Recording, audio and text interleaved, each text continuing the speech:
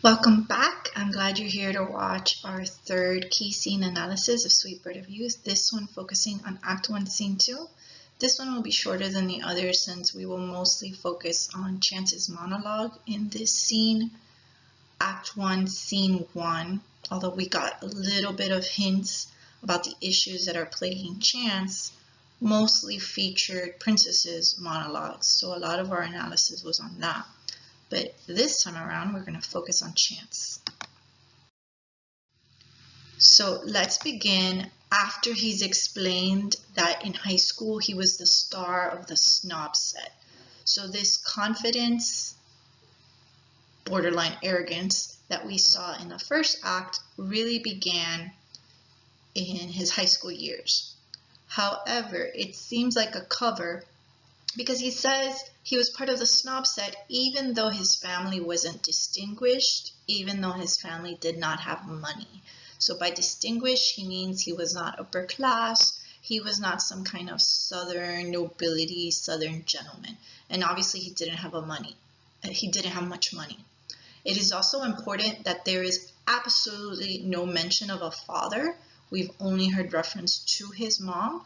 So we can infer that he was raised by a single mom, which in the 1940s, the play is set in the 1950s, so he would have been in the 40s in high school. That would have been odd, and another reason for him to be looked down as lesser. This is probably one of the reasons Boss Finley did not like the fact that he was dating his daughter, Heavenly. Regardless, he was still able to rise up in the social hierarchy of high school because of his looks and because of his charms. So he sets that up in the get-go. And Princess is the one who highlights that for him. Beauty, say it, say it. What you had was beauty. I had it. I say it with pride no matter how sad being gone now. So that obviously showcases one of the main themes about aging and the importance of beauty and what happens when that starts to fade. And it perfectly encapsulates his charm. His physical attractiveness is one of the main reasons he was popular in high school. And one of the reasons now that despite the fact he's 29, it bothers him that his hair is thinning. Chance admits it, but notice he doesn't seem as proud to say it. Yes, well, the others are all now members of the young social set here. So 10 years, 11 years after high school, he tried to live out his dream that he's going to talk about later, whereas all his other schoolmates, all the other members of this snob set are part of the social set. They followed the norm, and they were able to maintain the reputation of their distinguished, wealthy family names.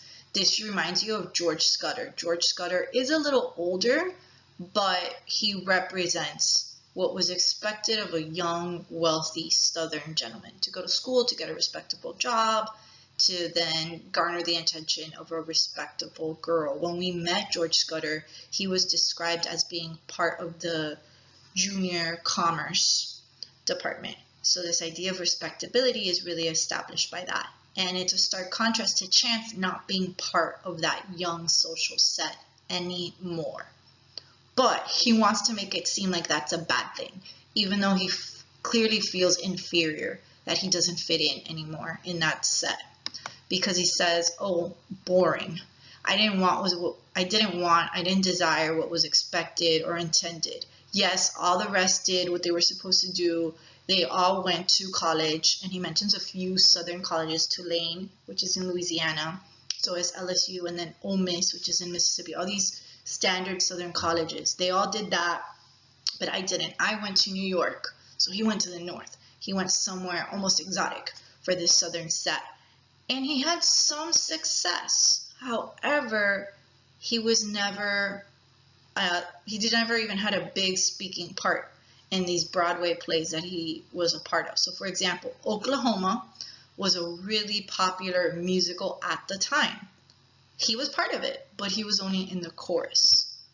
Similarly, he modeled a bit as a cowboy, so the epitome of male Western masculinity in the American psyche. He modeled as a cowboy in Life magazine, which is a well-known magazine of that time and even today.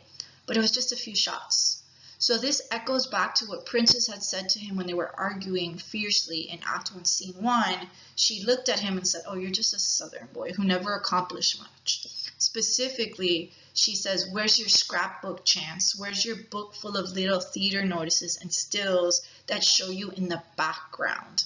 You were never a star like I was, or I would know who you were. I bet even in high school you weren't the main star, you were just in the background." And she was right, because when he went to New York, he never got a big break. But he doesn't want to dwell on that. He wants to dwell on the fact that at least he tried. He did go out for his dream.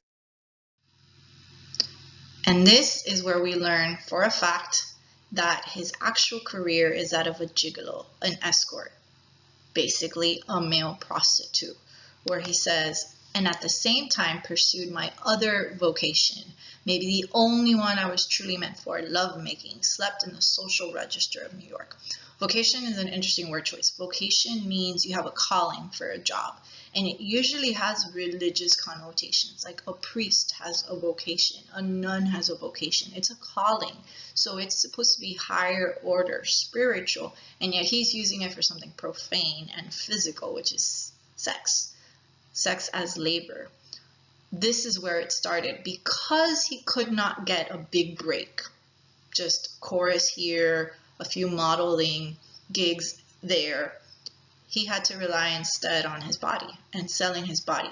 He wants to seem nonchalant about it. This is what I was meant to do. But we're going to learn so much more about him later in Act 2 that it seems like it does bother him. In fact, remember at the end of Act 1, Scene 1, when Prince is like, "Well, you have to render service for me to pay you," he feels ashamed and he says it. And you wouldn't expect that from a prostitute who's used to doing this. So once again, it seems kind of like a mask for his true intentions. Class comes back into it because he didn't just sleep with anybody. He slept with the social register of New York. So these women from upper class families, whether they were widows or debutante daughters or even wives, it didn't matter to him. What mattered is the social status. He could not gain that social status on his own, but by proxy, by sleeping with these women, he felt like he could get a little power, even though obviously that doesn't seem at all logical or reasonable. Real quick, in case you don't know what debutante means, a debutante is a young girl, usually in her late teens, maybe early 20s, who comes from a wealthy family, who comes from some kind of nobility. And once she was ready to be courted, once she was ready for men to approach her, to not just date her, but hopefully marry her, they would have a big party to kind of announce her. It's the version that we have of a quinces or a sixteenths, right? You come out to society. So they were a big deal, especially in the South. But here he's talking about New York, and he name drops all these famous people of the time with distinguished and wealthy names. So his same hang-up that he had in high school, where he was able to raise up in the social hierarchy of high school, even though he didn't have wealth or fame, carried him over to his career as a gigolo, where he was only sleeping with women who could somehow give him some of that elite status. And he claims that even though he got paid, he gave them more. He gave them happiness. He gave them the sense of feeling wanted and feeling beautiful. It honestly all sounds like a lot of BS, a way for him to feel a little better about what his life has succumbed to. He then explains how he was drafted. The Korean War began in the 50s and he was drafted. Even that he begins to relate in a very nonchalant, indifferent sort of way. He was drafted into the army, but he says, "Oh, but I joined the Navy because the uniform suited better." And it sounds so superficial and really disrespectful of soldiers who do sacrifice their lives. He begins that way. But then there's a sense that there was a lot of fear and probably post-traumatic stress that he experienced during his time in the Navy. But let me go back to the uniform real quick before I go into the specifics of the monologue. A Navy uniform is white. Remember that at this point, he is still wearing white pajamas. So this idea of purity is strong and powerful in the scene and will continue to echoes throughout the play. And we see it here once again, even in just the reference of the uniform he preferred. He's always concerned about his image and portraying an image that is better and purer than his reality. Then he starts talking about when he began to feel death coming down on him and aging rearing its ugly head. One day while he was in the Navy, he ran my comb through my hair one morning and noticed that 8 or 10 hairs had come out, a warning signal of a future baldness. So at this point, he would have been in his early 20s, maybe mid 20s. He should not be balding. And as a lot of you correctly assessed in the guiding questions about his ravaged face, that maybe that's because of some kind of stress that has aged him prematurely. I think the same is true of his thinning hair. I think it's partly stress related, that he's gone through these serious experiences in his life, and physically, maybe not his body yet, but definitely his hair and his face are showing some signs of it. So it goes back to his fear of dying and the inevitability of time. And one of the first stage directions about him when Fly knocked on the door to bring in the coffee was that he ran the comb through his hair. So it's a very similar thing. So he's constantly fixated on his hair and the fact that it signifies this loss of youth. But it's tied to his war experience here. I got the idea that I wouldn't live through the war, that I wouldn't come back, that all the excitement and glory of being Chance Wayne would be up in smoke at the moment of contact between my brain and a bit of hot steel that happened to be in the air at the same time and place that my head was. Yeah, he's at war. Of course there's a chance he might die. So he experiences a very legitimate fear that all soldiers have probably experienced, that by any coincidence, by a bad turn of fate, a gun could meet his head and he could be dead.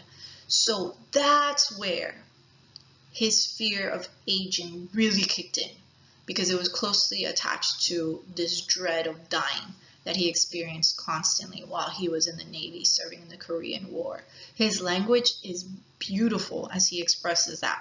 Would be up in smoke. Since he has a metaphor to a gun, it makes sense that his life would go up in smoke, like the remnants of smoke after a gun has been unleashed. And the way he says it kind of abstractly, the contact between my brain and a bit of hot steel, also shows how he doesn't want to talk about it directly. He doesn't say, I thought at any point a bullet would hit my brain. He wants to distance himself because even several years after the war, it still really troubles him.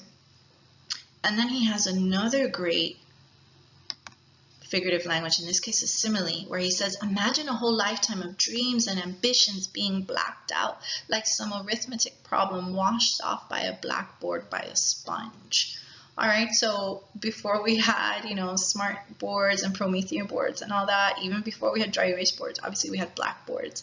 And the mess created by the chalk was kind of unimaginable, constant dust rifling through the air. So that's life, right? Life is messy. Life leaves a lot of residual things behind, like chalk on a board. But once it's gone, blank slate. And not in a good sense, in a sense of never being there in the first place. So he has this great simile to someone using a sponge to wipe away a blackboard. And life, which should be messy and full of experiences and full of annotations and arithmetic problems, all of a sudden is just gone in the speed that it takes a bullet to reach the brain. So you really start to get a better understanding of his psyche once you remove some of that outer layer, that facade of confidence, of always talking about his looks and his appearance. I used to be the best looking boy. You start to get a sense of a person who's afraid, who has all these insecurities and fears about not living up to the social set, not having money, not having been able to distinguish himself in Broadway or as a model, having to resort to being a gigolo, and then experiencing that constant fear of death approaching you at any moment because of war. So he got medically discharged because he had a psychological nervous breakdown. And he came home, and he thought when he'd come home, he'd be heralded as a hero. Okay, so maybe I didn't become a star in Broadway. Maybe I didn't become a big model, but I went to war. But it didn't happen. Then it was when I noticed how different it was, the town and the people in it. Polite, yes, but not cordial. No headlines in the papers, just an item that measured